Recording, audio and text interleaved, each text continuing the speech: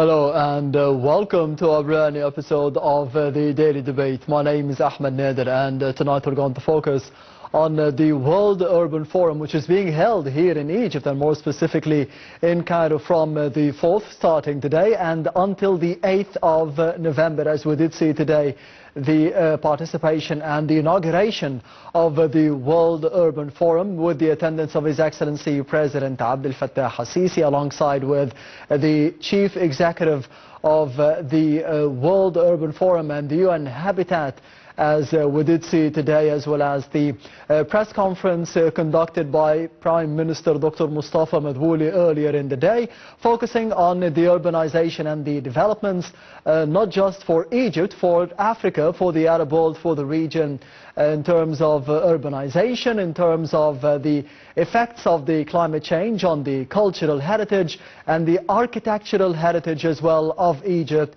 and the Arab world and Africa, as this is the second time that the World Urban Forum has been held here in the African continent, after Kenya in 2002 for the first edition. This is the 12th edition of the World Urban Forum. We'll be focusing more on the attendance of His Excellency President Abdel Fattah al-Sisi today, but we'll be having a quick break before the top stories, so stay tuned.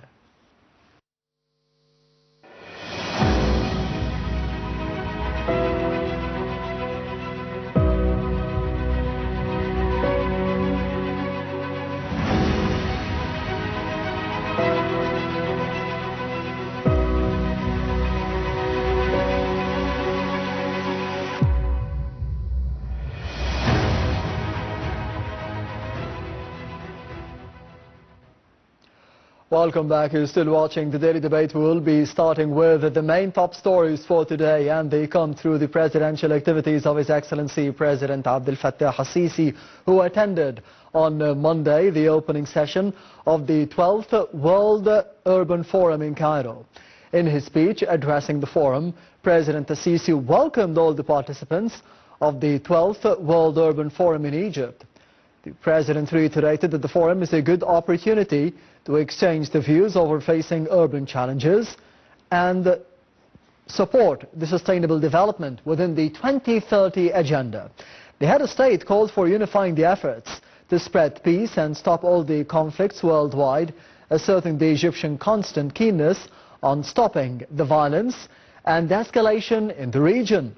The President further said that Egypt had launched several initiatives to help the poor communities and implement new projects that raise the level of the living conditions.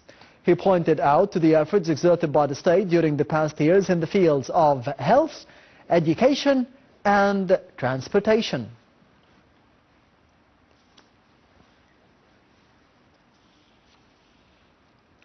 On another front, President Abdel Fattah al-Sisi held another meeting with the Palestinian President Mahmoud Abbas on the sidelines of the 12th World Urban Forum in Cairo.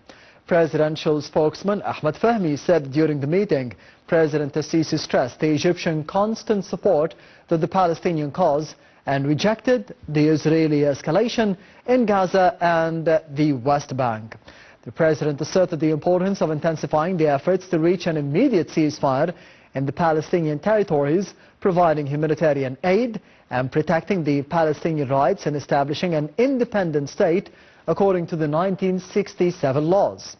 For his part, Abbas reviewed the latest developments and praised the Egyptian historical role in boosting the Palestinian cause and expressed appreciation for the Egyptian efforts in supporting the Palestinian people at all levels.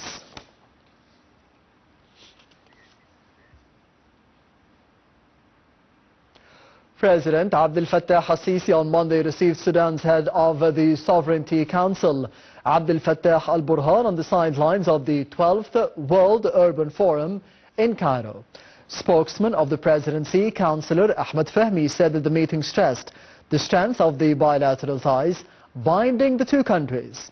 President al-Sisi confirmed the Egyptian continuous support for Sudan on all levels, adding that the Egyptian efforts aim at reaching a ceasefire and halting the bloodshed in Sudan. For his part, al-Burhan appreciated the role played by Egypt and its keenness on maintaining the unity of Sudan.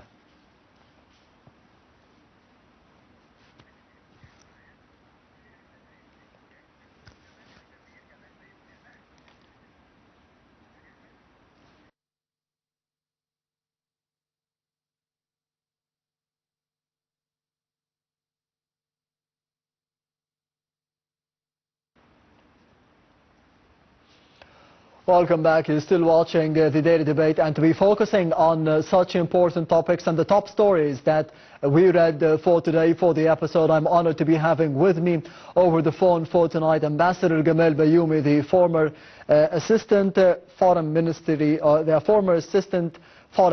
Thank you very much for being with us tonight on the Daily Debate, Ambassador Gamal Bayoumi. Thank you. It's my pleasure. Mr. Ambassador, can you hear me? Yes, of course. Yes. How did you see the importance of holding the World Urban Forum, of course, from the 4th, from today, and until the 8th of November here in Cairo, with the attendance of His Excellency President Abdel Fattah al-Sisi? Of course, the World Urban Forum is the second most important event on the agenda of the United Nations after the COP.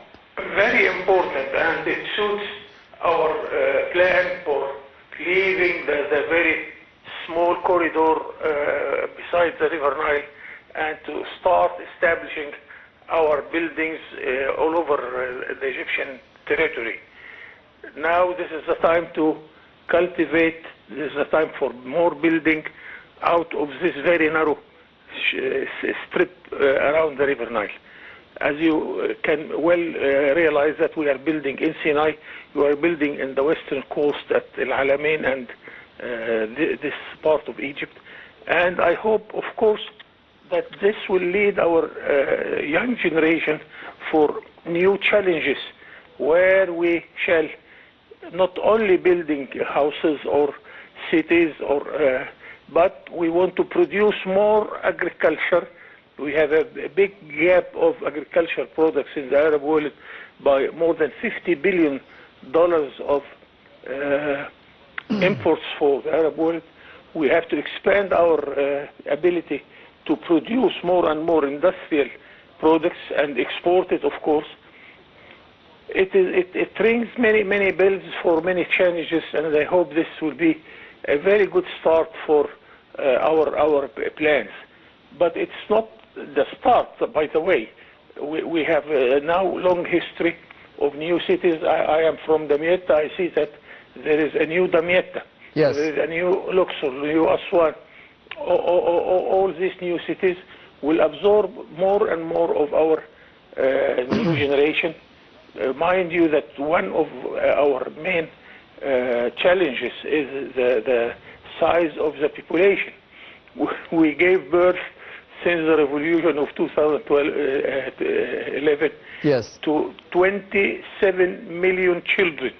This is as big as two in about 11 countries. years. Like two countries in the size of Greece, for instance. Yes. So where we shall put all these newcomers?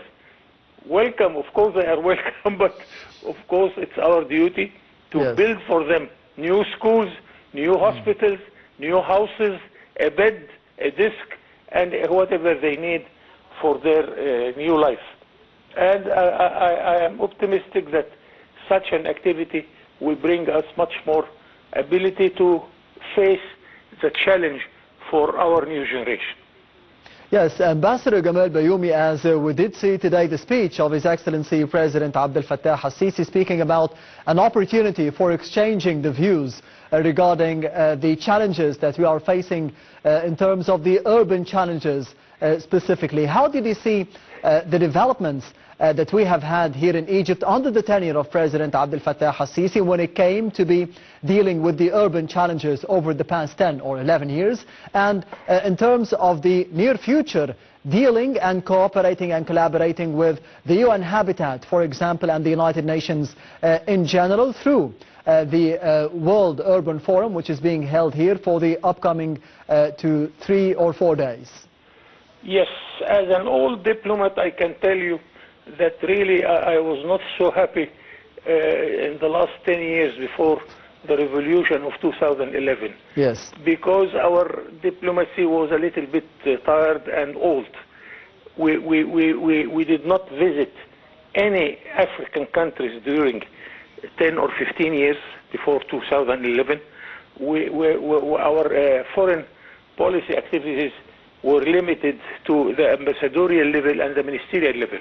But the president did not move a lot. And I was an ambassador in Africa in a very serious problem, because the president of the country I was representing, Egypt there, wanted to visit Egypt, and we gave him the invitation to come and visit Egypt, but without fixing any date. Now we have a president who started his term by going to visit Algeria. Yes. It was his first visit. Yes. Now he's jumping from Tokyo to Paris, Tokyo again, all this in a couple of months, to attend many meetings like that on the international level, while G20, G7, the Euro-African conferences, he presides the African continent for a couple of years, and now we are really a good face representing the continent. This I am so happy as an old diplomat to see that now we restore our very active diplomacy, and the result is here, that of course diplomacy is a matter of exchange experience, exchanging views. We have to see how Brazil, which is bigger than the whole continent of Europe, yes, is making the trick of making available a house and a shelter for every citizen. We exchange all these experiences, and this is the time for more and more activities such like this conference, which is very important for our coming future. Ambassador Gamal Bayoumi, you've mentioned as being an experienced diplomat. We've spoken about the travels of His Excellency President Abdel Fattah al-Sisi, the visits that he had undertaken over the past decade or 11 years. But how about the initiatives, the presidential initiatives that we have seen and were being implemented here in the country according to the directives of His Excellency President Abdel Fattah al-Sisi to be helping the poorer communities? This is one of the statements made by President al-Sisi today, of course, like a decent life, for example, Haya Karima. And the main objective here is to be raising the living conditions of the Egyptians. How do you see those efforts by the political leadership and the government over the past decade? This is the main task and the main concern of any politician in Egypt, mind you, the president himself.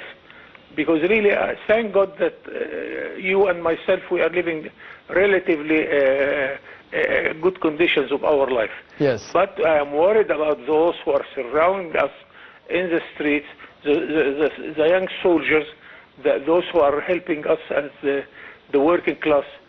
All of them, they cannot face all the challenges of the market by their revenue. So it is our task, I feel really personally, and I hope, I am quite sure that all Egyptians are sharing me this feeling, that we have a duty to those needy classes in order to make their life easier. Yes. Not only by increasing their salaries, no, I want to make them feel that there is a shelter, there is a house, there is an apartment, there is a school, there is a hospital, and at last whatever they need for their daily life of food and so on is within their possibilities. This is a big task to take it and to put it in deep of any of our plans in the time being. Yes, of course, Ambassador Gamal Bayoumi, this is impersonified in the initiative of Bidaya, or a new beginning, or a new start, another presidential initiative. But on the other hand, diplomatically, and today we have seen President Abdel Fattah al-Sisi receiving the Palestinian President Mahmoud Abbas on the sidelines of the 12th World Urban Forum held here in Cairo for the second time in Africa. What is the importance and the significance of having Palestine side by side of Egypt during the inauguration of the World Urban Forum today? The Palestinian question is on top of our foreign policy. Yes. It's not even foreign policy, it is deep in our internal policy.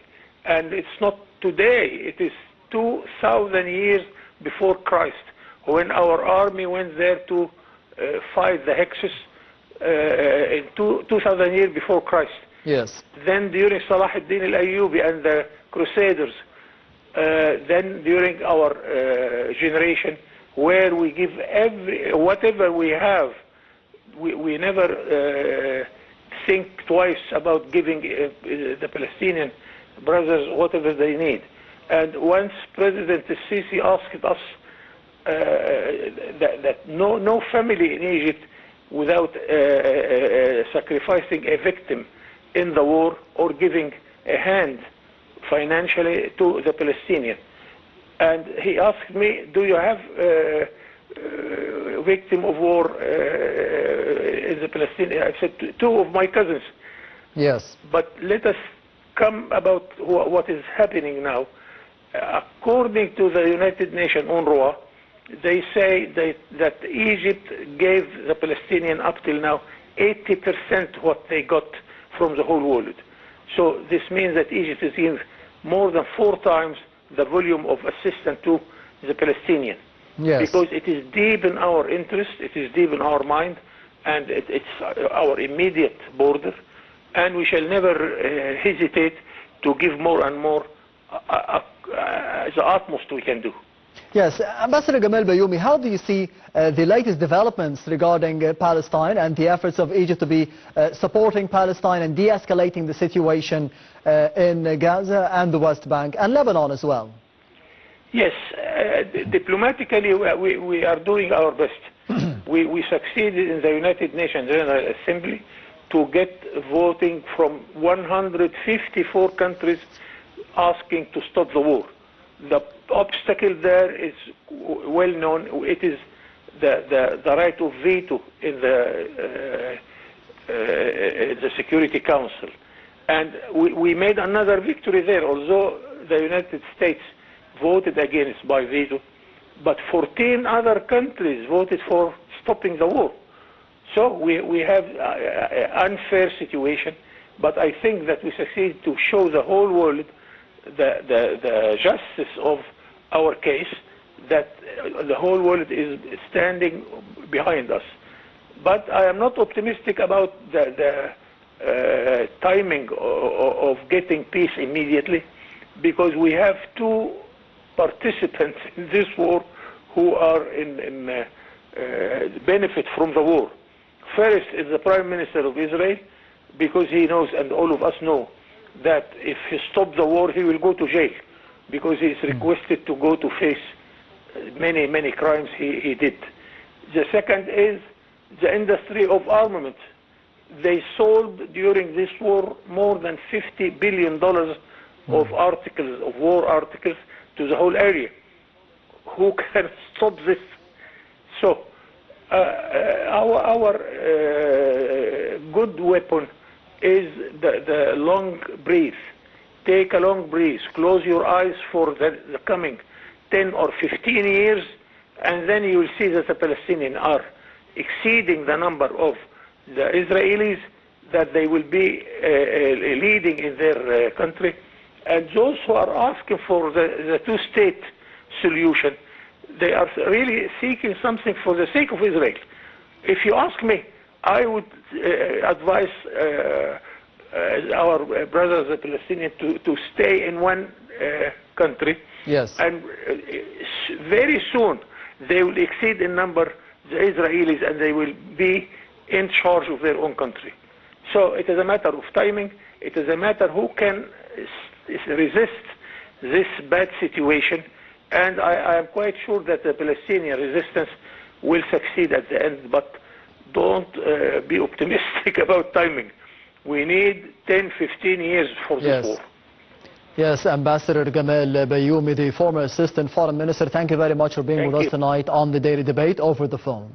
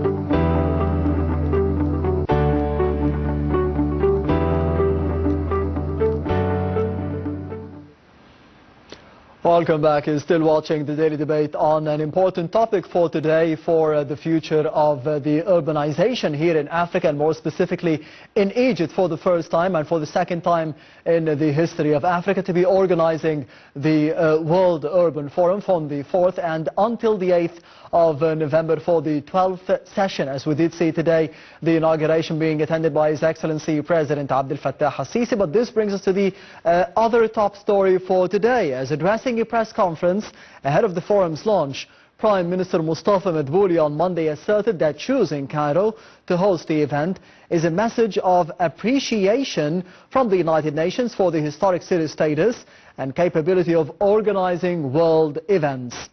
The Prime Minister added that the forum is the second biggest gathering organized by the United Nations in Egypt, following the 27th Climate Change Conference, the COP27.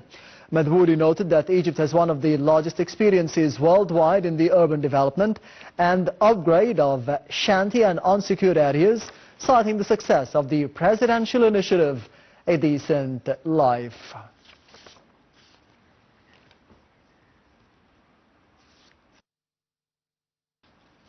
And Prime Minister Mustafa Madbouli has earlier inaugurated a fair held on the sidelines of the 12th World Urban Forum. The Prime Minister Madbouli made an inspection tour at the fair's pavilions, saying that the fair plays an important part in showcasing global innovations in the sustainable urban development field and the contributions of different governments, private companies, non-governmental organizations and the academics in the field. The fair is one of the most important activities held on the sidelines of the forum and witnesses the participation of 52 countries through 136 pavilions. It allows the opportunity to display the pioneering projects in the sectors of sustainable housing, digital transformation and the climate change.